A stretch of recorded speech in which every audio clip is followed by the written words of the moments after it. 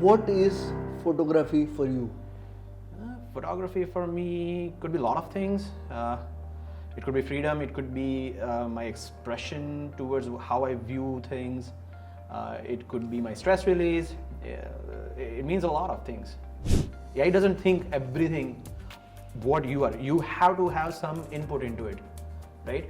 And you can always mix and match with AI and what you produce out of the camera and make beautiful things out of it. So it's just another tool. Like Photoshop, like Lightroom, you do post-production on a computer and AI will help just like another tool into it. I never thought myself as a photographer. I've been using the camera all the time.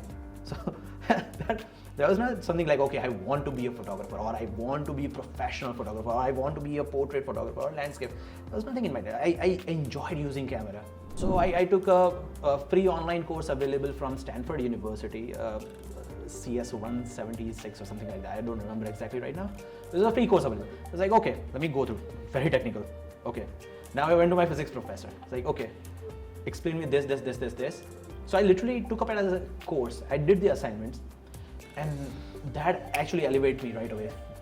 Within a month, I was producing fantastic images, and I was selected by the racetrack. I was like, okay, you are our official photographer now. Very weird, but more instruction manuals you will read, you will learn quite a lot. Professional ethics. That is the one thing I learned the best. Good things are not going to be easy. That you have to learn straight away. And photography is not going to be easy anytime. I was never been interested in awards, to be honest. Okay. My awards, you know what my awards are? When my clients or whoever I work for or work with, they get what they want out of it, and I get my satisfaction being creative. Hello everyone. Today we have a special guest, Ravi Mistry. He is a person who has always inspired the entire photography and the creative fraternity, where if someone has to look up to some work in photography, it is definitely going Ravi Bhai as one of the people in the new generation. So he has grown up as a photographer where photography was not such a huge field, and photography field in Ahmedabad has also grown. Influence of digital media has also brought in a lot of need of photography. So we'll hear from him. Hello Ravi Bhai, thank you for accepting the invitation. It was my pleasure. That was a nice introduction, by the way. I never thought about the whole transitioning from film era to digital, and I seen the whole growth. So that would be very interesting to talk about. Right. So now, what is photography for you? Photography for me could be a lot of things. It could be freedom. It could be my expression towards how I view things. It could be my stress release. It means a lot of things, and very important things, to be honest. So at work, what are the things when you do photography for leisure and when you do it for profession? What's that difference you feel? That's a fantastic question, because many aspiring photographers, they need to understand being a professional and being an amateur photographer, like do it for fun or for yourself, is a very, very different thing. Because see, professionally you are working, you're turning somebody else's vision into a visual story or a photograph or a video, whatever you call it, right? Doing it for yourself is usually finding a meaning which will, interpret your process of thinking into a photograph. Right. Right? So that is the huge contrast. Like professionally, you're doing for somebody else. It may not be the thing you like the most. But for your own projects, you can do whatever you want and explore yourself. Right. So you need to take care of what is given you as a vision. It's not just about you, it is about the vision given to you. Absolutely. And you need to execute it. Absolutely. You can always inject your own thing into it all the time. But, acceptability towards the client is sometimes they vary a lot. Right. Now, as you said, that your career has been a constant transition of evolving with the time. Absolutely. How did you see the evolution of photography and Ahmedabad going together? Right. So, I've seen cameras in my family from very beginning. My grandfather used to be a very good amateur photographer. My father was a good videographer himself. So I've seen camera in my family since the day I remember. And I got my first camera in '96, so I was in 6th grade at that point. Okay. So and that time there was no digital photography. It was all film. You shoot 35 millimeter, you shoot 120, so things like that. After that, you've seen Cybershot and digital came along. So after digital came along, it took about 10 years. And after 10 years, people started to understand the value of the visual representation of anything. It can be product, it can be wedding, it can be portraits, anything. Right. So that whole transition was fascinating. Like if I, think back, because photography used to be like, okay, there's one setting you shoot. It was a purely documentation. Very, very few photographers was doing it very creatively. Right. As far as I remember in Ahmedabad. But nowadays you can see creativity flourish, and digital definitely helped. And now AI is even helping more. So you think even with AI, do the value of creativity in photography still needs to be there? Oh yeah, absolutely. AI doesn't think everything what you are. You have to have some input into it, right? And you can always mix and match with AI and what you produce out of the camera and make beautiful things out of it. So it's just another tool. Like Photoshop, like Lightroom, you do post-production on a computer and AI will help just like another tool into it. Right. So it's a great thing. So how do you see AI till now? How it has helped the photographers? For me, first of all, right now I shoot a lot of commercial work, a lot of products. So cleaning, fantastic. Okay. You get cleaned up a lot of things. Right. You can actually replace a lot of things into the photograph. Because when you're shooting for commercial clients, let's say you're shooting a furniture or any kind of product, jewelry, you want to place them in a completely different environment, but keeping your vision, the lighting you have kept for the jewelry and the whole mood into it, you can go next level with AI. So that's a fantastic thing. And now if we talk about the generation moving, first it came in as a digital camera as an age. It made it more accessible. A lot of people started using photography and filmmaking, even for their hobby, passion. A lot of people picked it up, and then a lot of people into hobby, they picked up as a profession. Maybe even if your story goes, pretty much the same, yeah. It was a more of hobby. Yeah. So when did you ever realize in a childhood that you would want to become a photographer one day? Not really, because that was something I used to do. Like I never thought myself as a photographer. I've been using the camera all the time.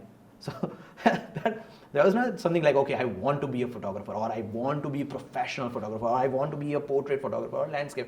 There was nothing in my mind. I enjoyed using camera. I started shooting flowers in my backyard. Okay. As my first roll of film. Right. So I never thought that way. You never thought that you would take it up as a profession? Never. When did you really got that feel that no, now I want to get into photography? I never thought that way. I've been pretty much pushed into it because down the line 10 years, I shot my first professional project back in 2006.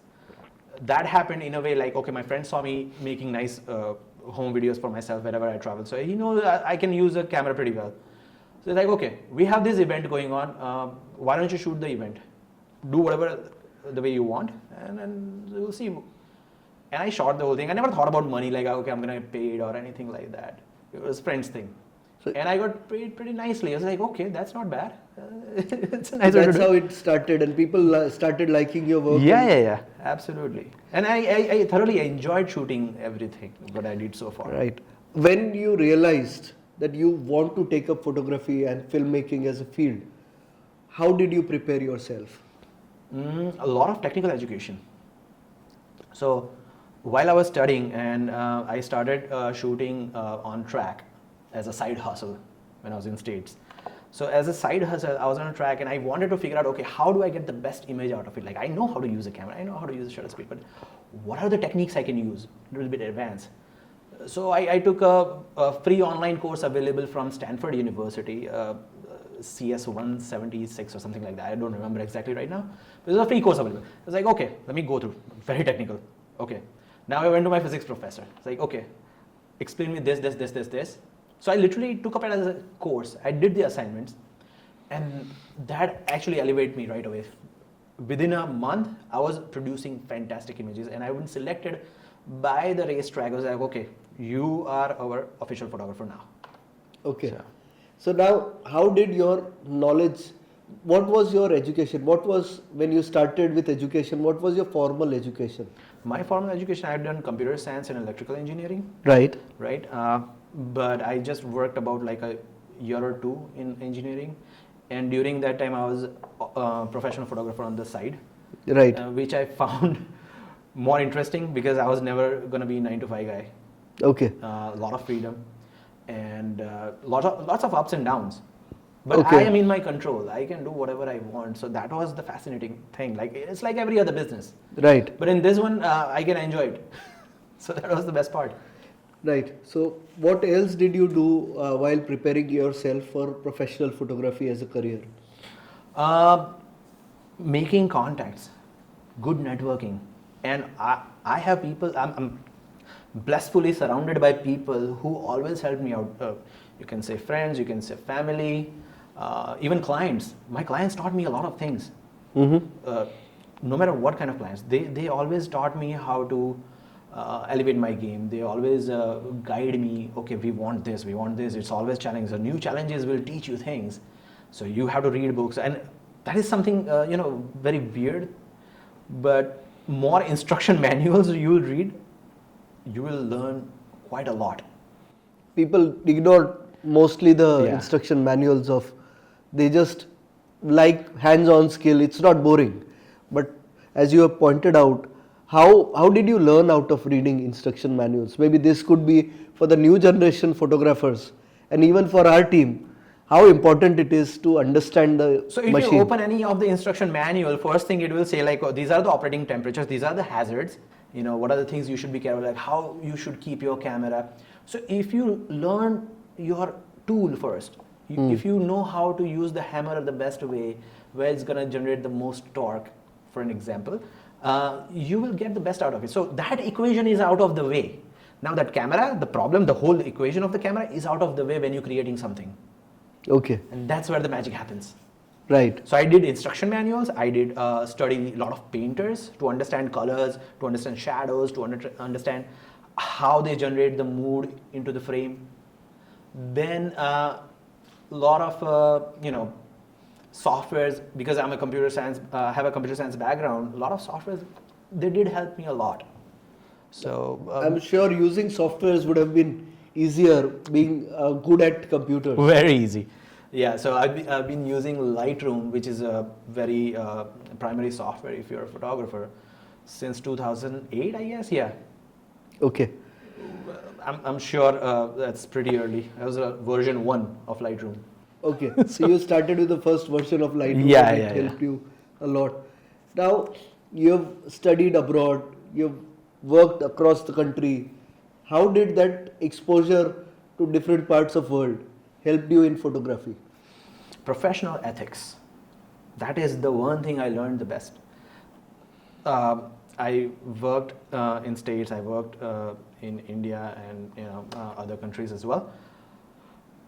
You will meet a lot of different people, different level of professional, a lot of different requirements, a lot of different etiquettes and ethics.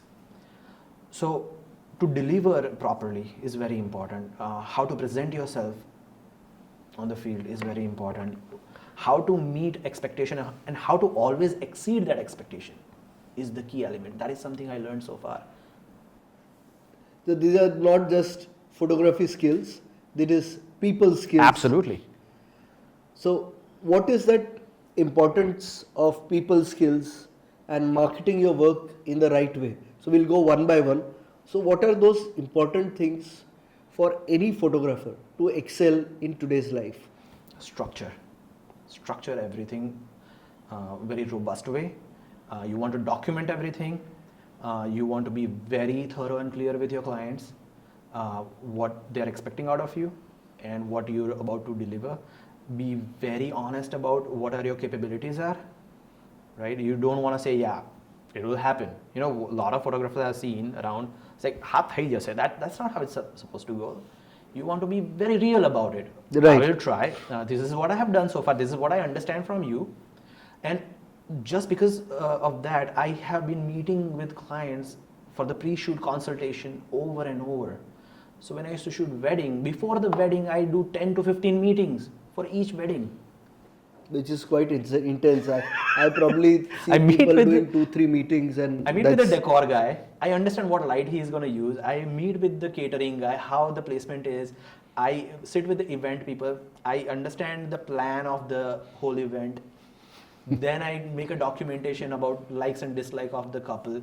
I have coffee with them couple of times just to have a chat, to break that ice, and they will see me as a human being. He has, you generate that trust level with the clients.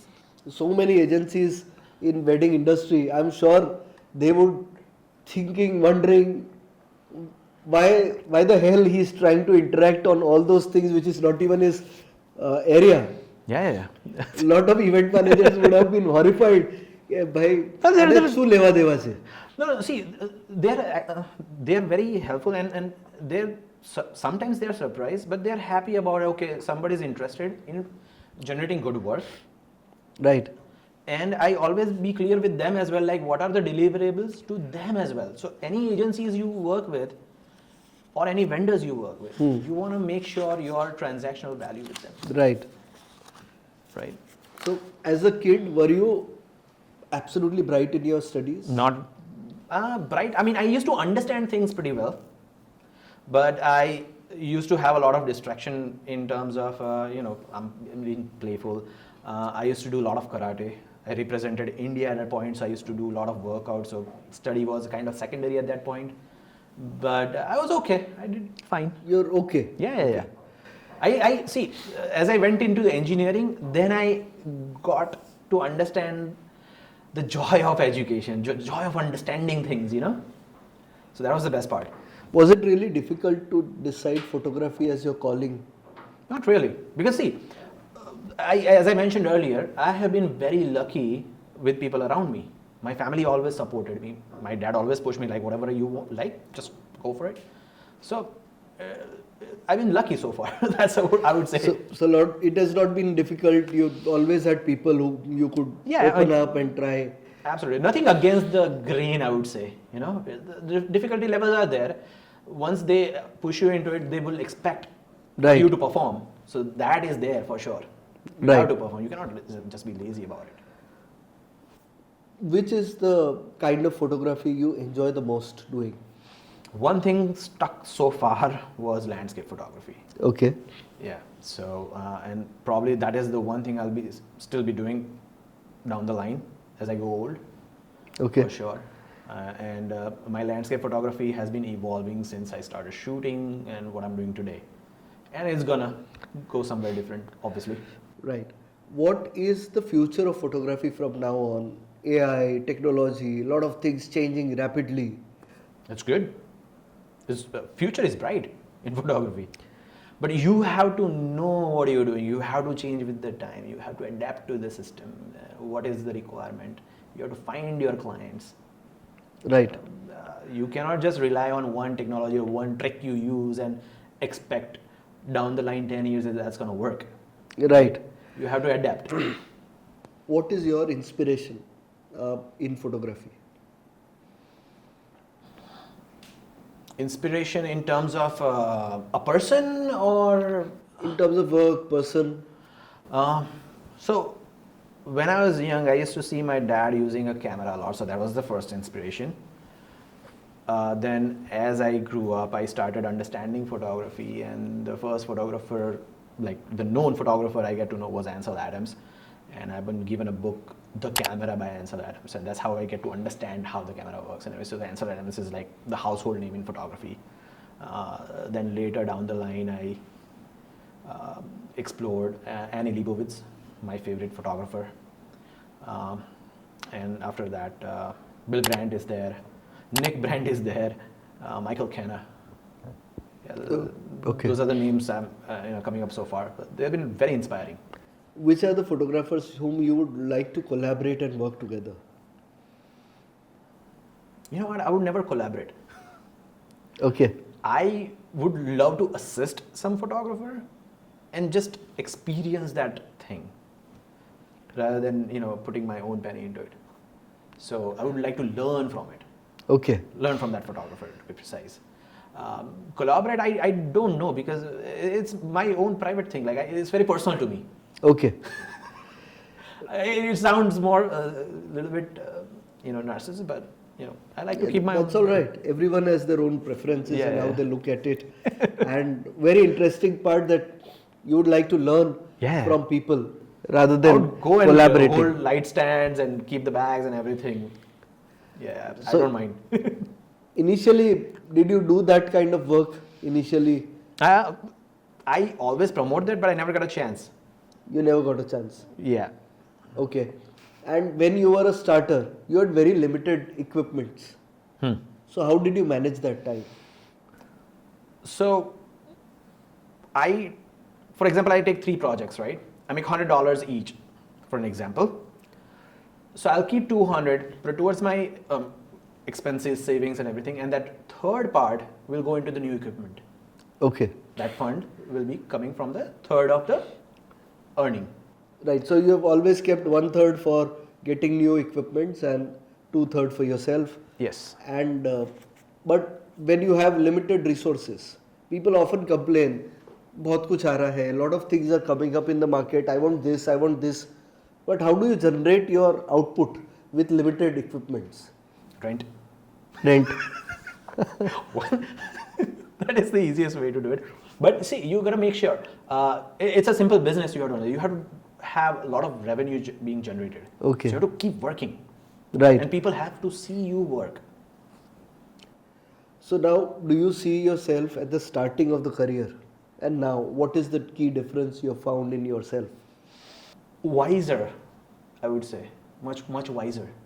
Like I understand things now. Now I understand what people who hire me, what they are looking for, and try to understand them more. And I keep on exploring new genres when I'm shooting. So nowadays, every shoot is very different. So it is challenging. So that's a good learning curve, In the beginning, it was more about you are jumping into unknown water. So basically, it was about surviving. Okay. You get things done. Now things are going to get done. You want to add that extra spices on it. So Okay. that is the difference. What are few things which you laugh looking back? Coming back to the same thing, the struggle, Okay. the drive I used to have. I was just talking to one of my students on the way here. The drive and intensity I used to be able to work, physically especially, is getting difficult day by day.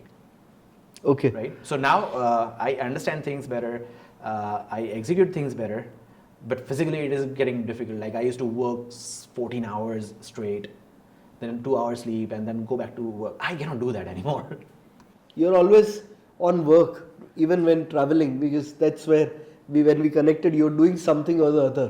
So how difficult it is doing multiple projects, traveling, handling, how difficult it is to handle things? It's not really.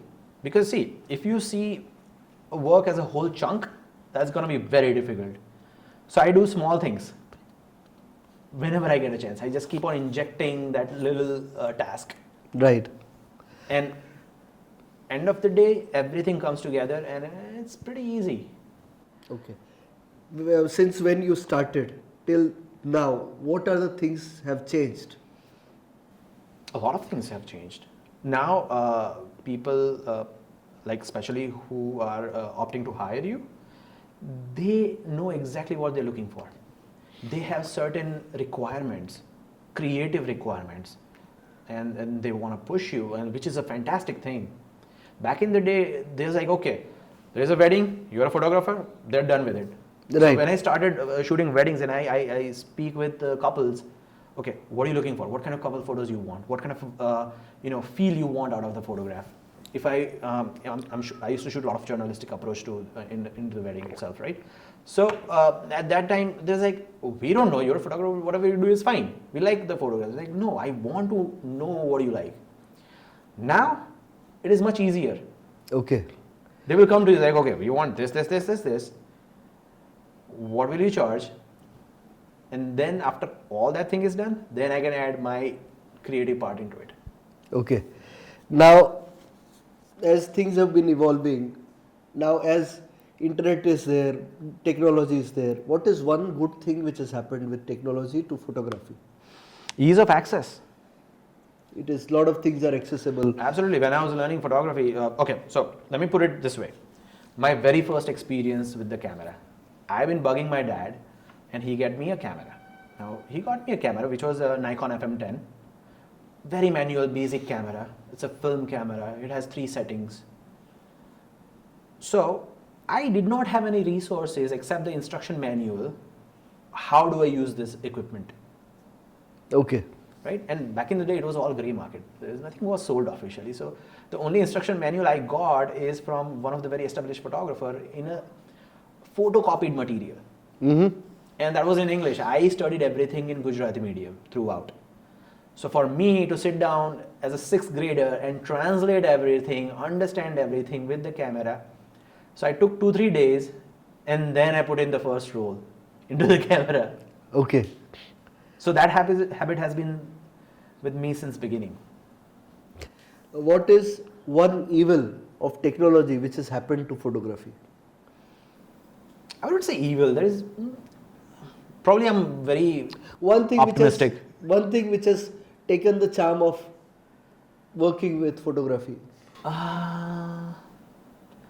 Unrealistic expectation with lot less to offer Okay. from the clients. Sometimes.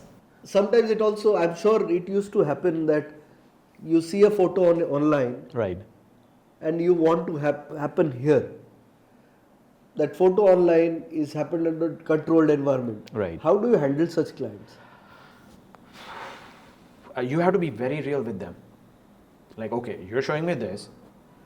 I don't know if I can deliver this, but we can try. So the easiest way to do it is to do a test shoot. If you Okay. can handle that production value, right? If the client is ready. So you do that test shoot. Then you know right away if it's going to be achievable or not, right? And it's a bitter bullet to bite, but you have to tell them it's not possible. I mean, at least it's not possible for me. You might find some other creative person who will be able to do this, who can pull it off nicely. But at times, with, as you said, budget is a constraint. Yeah. Demands are too much. Now things are like in weddings, people are demanding this I want, that I want. Oh, yeah. References. Maybe you get a David Beckham's photograph that I want this, but you also have to look equally. That's David Beckham. Married into spicy also. You do that. We'll talk about it. You be straightforward with this thing. No. See, you have to understand, they're not being unrealistic. They are just nicely showing you what they like. So you want to be straightforward to them. It's like, okay, this is it. We're going to try to achieve something similar, but I cannot guarantee. You have seen my work. So this is where you draw the line. You have seen my work. You know what I've been capable of. And then you expect me to do something new. I might not be able to do that. That's about it. Right. So, do you agree that now with the advent of technology, the investment for a photographer has increased 10x? Yeah, if you like comparing yourself all the time. So, I have been guilty of the same thing. Like whenever something doesn't work, I would like to blame on the equipment. Like I don't have this, so this is not going to happen. I don't have this, so this is not going to happen. I mean, partially, yeah, that's true. But you can always buy used equipment. You can always thrift your way in. So you will always have a way out, but yes, cost has increased. See, good things are not going to be easy. That you have to learn straight away. And photography is not going to be easy anytime. So, since you started working, you started handling an analog camera at a very initial, no digital cameras. How means at your initial stage, what were the amusing things which this generation has not even seen? Monitoring. Monitoring was the key element. That was a huge thing about digital. Like, you shoot, you get to look at the photo, right? You have no idea how amazing is that. So imagine you're shooting something, especially me in 96, 97 with the FM10. Everything is manual. You literally have to meter everything, and you click the whole thing. Then you take that roll out for those 36 photographs, take it to the lab, wait for a day, next day you will get it, and then you get to see, okay, this is the mistake. Now, when I was learning the camera, I used to keep a small diary. Photograph 1, these are the settings, these are the light. So imagine doing those things in today's world. Imagine how amazing digital is. Like that you are taking things for granted right now. So when it comes to video, we have to use a capturing card. So you have a VCR, or you have a camera which will hold a hi-hat cassette or mini DV cassette or a DV cassette. Now those magnetic tapes has to be transferred from analog signal to the digital signal. So you have to use a capturing card using composite cables, and that cable will go to the computer using a firewire. That is pre-USB. Now those cables are very flimsy, very notorious. Now you have to sit in front of the computer, make sure the whole footage is gone through properly. Then you have to cut those footages one by one, see what is usable. Then you have to find the music, because it's not something you go online and you'll find music. You have to go to the store, buy the cassettes, audio cassettes or CDs. Then you have to convert that into the format which the Avid software will take. There's a whole workaround, which doesn't happen today. You shoot something, zip, it will auto edit for you. That's amazing. So it was a really time-taking and tedious task back in the day to get anything out there. And you have to remember, there was no viewing screens. Okay. Like today, where do you see photos? On the screen, any kind of screen. There was nothing like that. You had TV. TV will play Doordarshan or Star TV. It will not show your photos, right? So for that you have to print it. Now the printers will have their own settings. So there is so much of workaround. There is so much of error in the whole play. So from your previous question, digital is amazing. It gives you a lot of liberties to yeah. rework. You can learn fast. You can learn so many things which we used to take a longer time with lots of trials and errors. So yeah, I would happily endorse technology any day.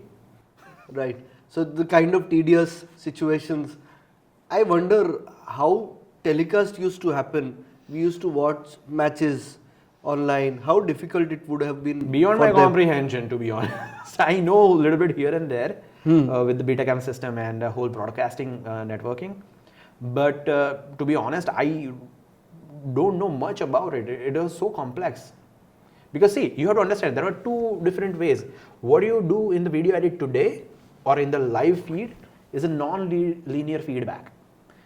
To have a non-linear feedback back in the days was a very different task.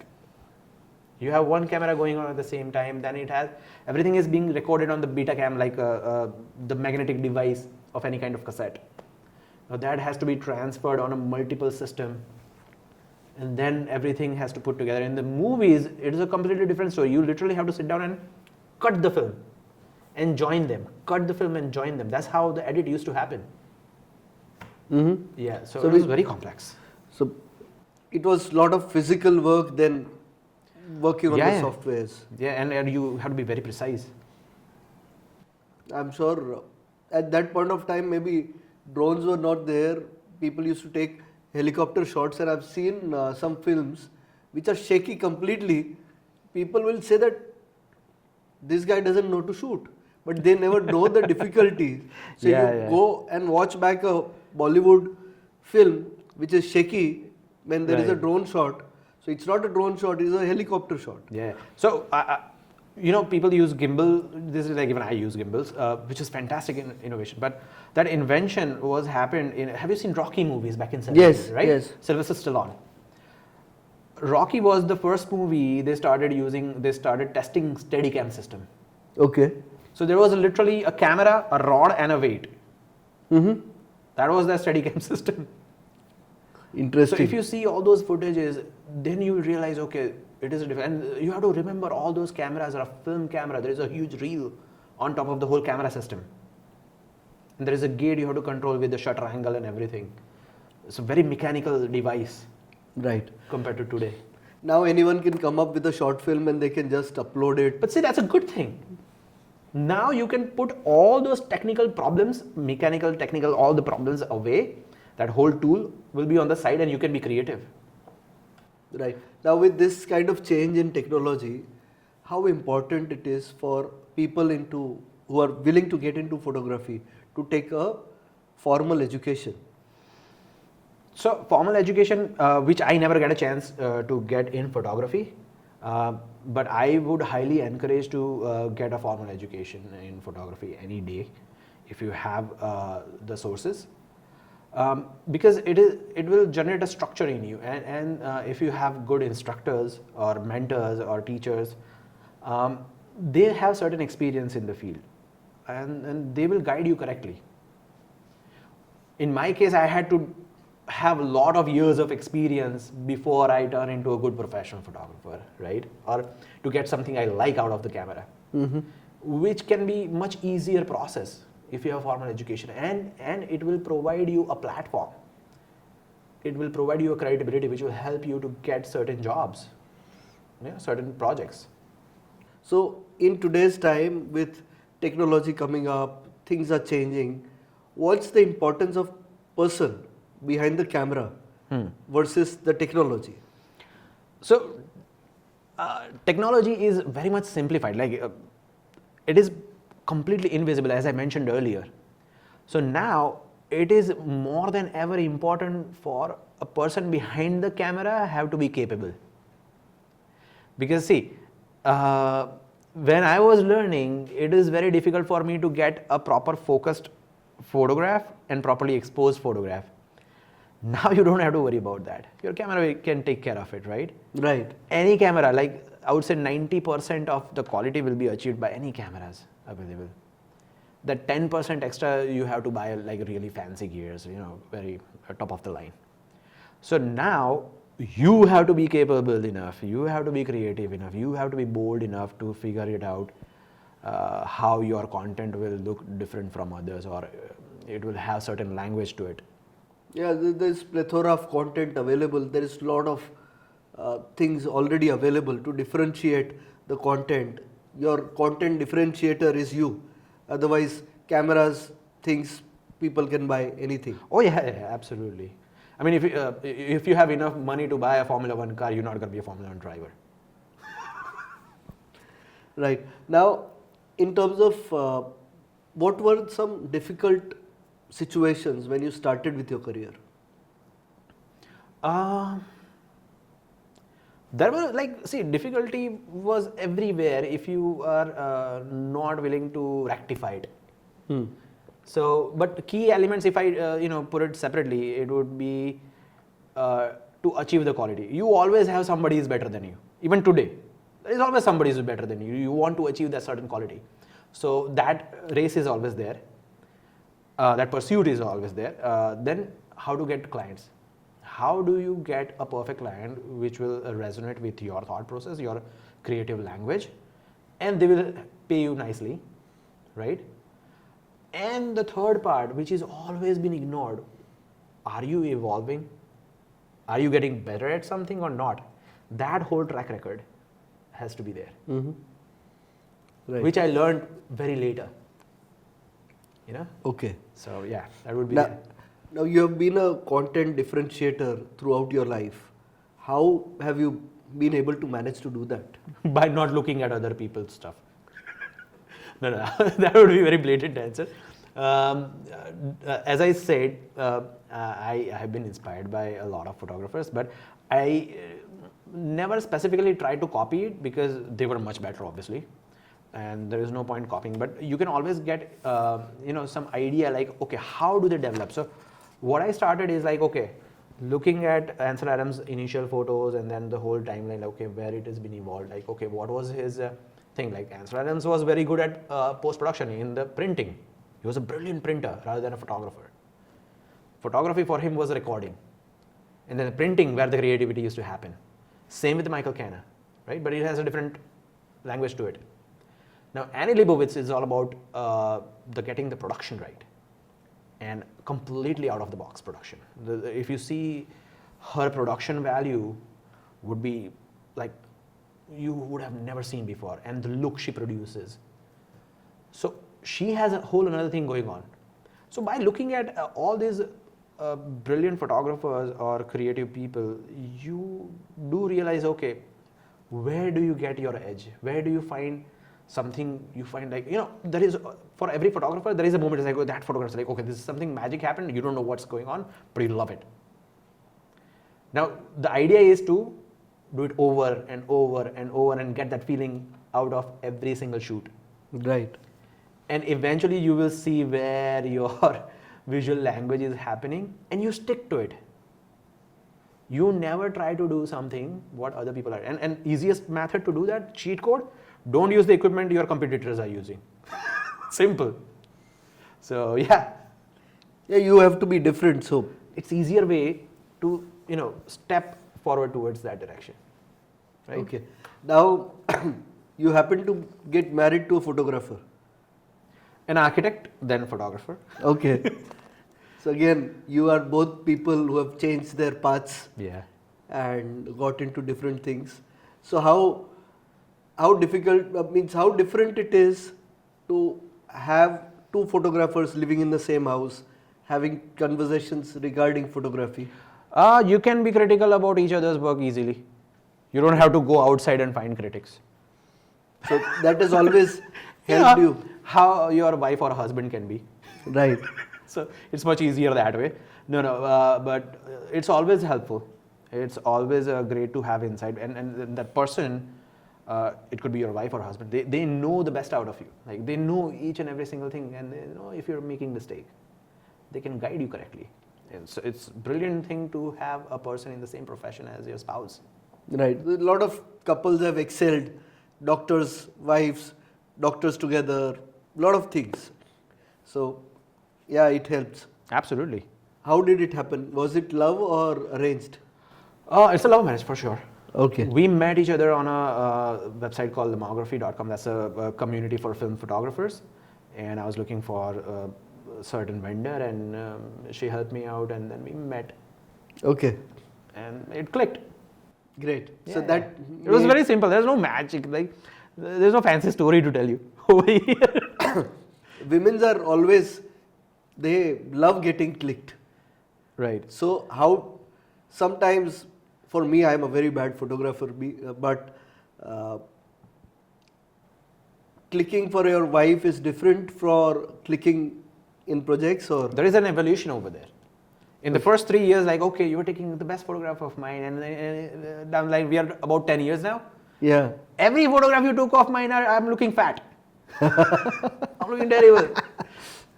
That's evolution. Yeah. So, yes, I know. So, a lot of critics But that's do good. happen. It's all good.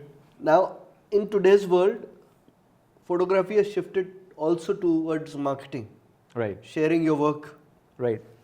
How do you, a lot of photographers in today's life, I know, they find it difficult to market their work. So how do you manage to do that? I wish I knew the rock solid answer to it and sell it for a very nice price. Okay. I wish I knew. But see, for every photographer or creative person or a filmmaker or whoever it is, they have their strong point somewhere. They are good at something, maybe networking or something. So first they have to figure it out what works. Next, you have to figure out your target people. If everybody is doing Instagram promotion, not necessarily is going to work for you. You might have a different channel. You might go out and join certain community or any kind of activity maybe. You build your network. My 90% of my business is referrals. Okay. Yeah. So referral is working more for you than For me, yeah. So you just have to try different thing and see what works.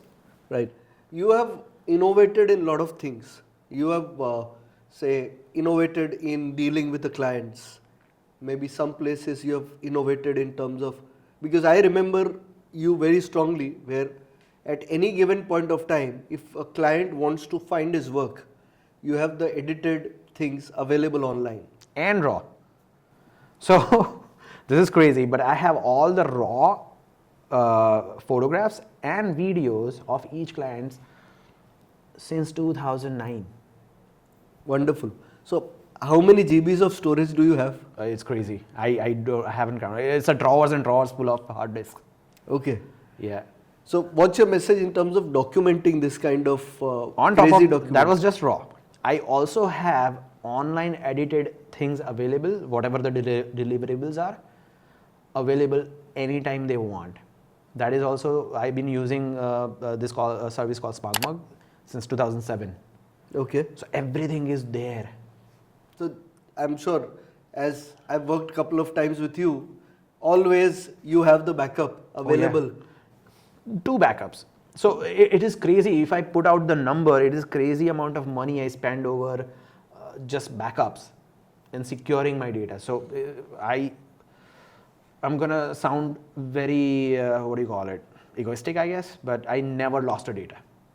Never. Wonderful. In my Great. 18 years of career, never lost a data. But keeping so much of backup, does it pays off? It does, definitely. Recently, I got a call from my couple, which I shot in 2013. They lost their, they called me and they were like so sad in a way. It's like, by any chance, do you have any of the photos? I said, yeah, I have the whole gallery and the raw photos. You want me to edit it again? I can do that for you. And they were like super happy about it. So yeah, it does pay off. So now coming back to how has been your journey? How did you become a brand ambassador first time of Nikon? So I've been using Nikon cameras since '96, as I mentioned earlier, and very much familiar with the system. And they were looking for somebody, in Gujarat who is into commercial space. At that time, I was pretty much into weddings. They were starting a new program called Nikon Creatives, and I was under their radar anyway. And obviously, in the market, I have people like you I have worked with. Right. They have good words for me, luckily. So they contacted me. I was like, why not? There's not much of a transactional value over there. It is just good faith, and people over at Nikon were fantastic. Right. Has been there some instances where you would have said no to a client that this is not the space I will be good at? You go with someone else. All the time. There is a funny thing. I usually don't shoot jewelry Okay. as a product, right? So one of my client, which is almost 9 or 10-year-old client, and is like, I'm getting into the jewelry space. You are shooting the jewelry. Like, no, I'm not shooting this.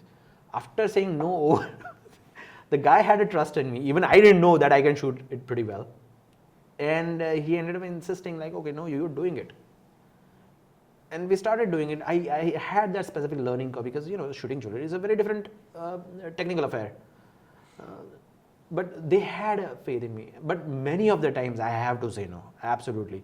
But I can always keep the door open. I keep that little leg on the door like, okay, if we can try, and if you have a capacity to test it, I would love to try. Unless something I'm absolutely not interested in. Okay. Now, how has been awards as a milestone for you? Not really. I don't really care about awards, but I mean, I won some awards, like Wedding Sutra and Maven and a few others. But I was never been interested in awards, to be honest. Okay. My awards, you know what my awards are? When my clients or whoever I work for or work with, they get what they want out of it, and I get my satisfaction being creative. Right. Great. Now, what keeps you so high on energy whenever you do multiple projects? To get that magical photo or magical thing that, the thing I talked about, that je ne sais quoi thing, right? That makes you happy. That is one thing. And the challenge is to overcome. If I don't find something, I keep on digging. How did you happen to start your photography school? So it's the funny thing. There is an institute called Sky Blue, and the director of that, Sailesh Bhai, so he was looking for a faculty for a photographer, and I never thought I'm going to be teaching, but I'm technically sound. I'm pretty much sure about that. I have confidence on that. So he asked me like, okay, can you teach? I was like, I can try. Again, sticking the foot in the door, So I was like, okay, we can try, see how it goes. And I started teaching at Sky Blue as a tryout kind of a thing. And we restructured the course, and I started enjoying it. And you know what the best part happened in teaching? It teaches me. All my students, they teach me. Because to make sure they learn, I have to learn one thing so robust, so perfectly, that they understand. Like Richard Feynman say, if you can explain it to somebody, or you can explain it to a 5-year-old, then you know what topic. You're doing. Yeah, exactly. So that keeps me grounded all the time. Some instances where your students have excelled more than your expectation. All the time.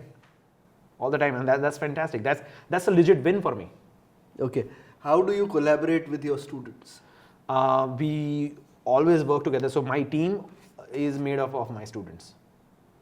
Most of the time. Right. Yeah, I'm. And I take really proud on that. The first instance I think I'd come to meet in your photography institute. So I remember you have a very unique way of putting the entire institute. You're having books and a lot more. Yeah. Why is your love for books so much? The photography books are so fascinating because you see something printed, and the person who has captured it, they have certain words about it, which is always difficult for me to put my photographs, thoughts, and everything into words. And when you see something printed, something structured, nice and cohesive, it's just fascinating. And it's a physical thing. PDFs are not so much fun. Right. Yeah, PDFs are literally computer screens. And right. And a lot of photographers spend a lot of time on the screens. Right. Then. So going back to that thing, like, I started teaching in Sky Blue, and my own family background, we are into education business. So I thought like, why not I teach my own way? So that's when I started my own institute, Sadhana Institute, back in 2014. So my idea was to cater to the professionals, cater to somebody on one-to-one, like, pay attention completely. Because see, everybody, you, me, or anybody, they will have a different learning curve. They will have a different understanding power to each one of them. So my idea was to, pay attention to that person for, certain time, whatever their class is, and get the most out of it. Rather than, teaching in a batch. Because it was never a business for me. I still don't make enough money in the institute. But do you enjoy teaching more Absolutely. than actual Absolutely. doing photography? I love it. Okay. Now, do you capture? Now it's a thing that everyone is constantly over the phone. Everyone wants to keep clicking when they're on holidays. Do you enjoy clicking on holidays or? I do. Absolutely, I do. And now I have privilege to have a separate camera for my travel and that kind of a thing. Whenever I'm going around. Now you're working as a brand ambassador for Leica. Right. Leica is a fascinating camera. How did that happen? That has been my dream camera. When I was growing up, first I learned about Leica, and there's this. So I was studying Henry Cartier-Bresson's work. I was like, okay. And when you're a young photographer, that is the first thing coming to mind. What camera he's using? And Leica. Every good photographers you see from journalism or any kind of a documentation, Leica. So I was, and then I saw the prices. Okay, this is like way out of the budget. I don't know if I ever gonna own any of these camera. Then Okay. down the line, you make money, you go through the career, and one day I was like, okay, now I can afford one. Okay. So I bought a very basic Leica Q2 to be precise, and I started shooting on that. And Leica India people started noticing, and I had a conversation with them, and I was like, okay, we have this program available. Okay. I was like, that would be an honor. Why not? And see, there is no specific transactional value to this. Like, it is just an honorary position. Right. So, what are the things you're fond of apart from photography? Apart from photography, food. You can see that. I love food. And that is, being Ahmedabadi, that is one thing you have no idea how amazing is that until you live outside of India. And one thing I missed was ice creams. We have the best ice creams available. The best. Mm-hmm. Then all this farsan. All this, bhajia and chola. I love food.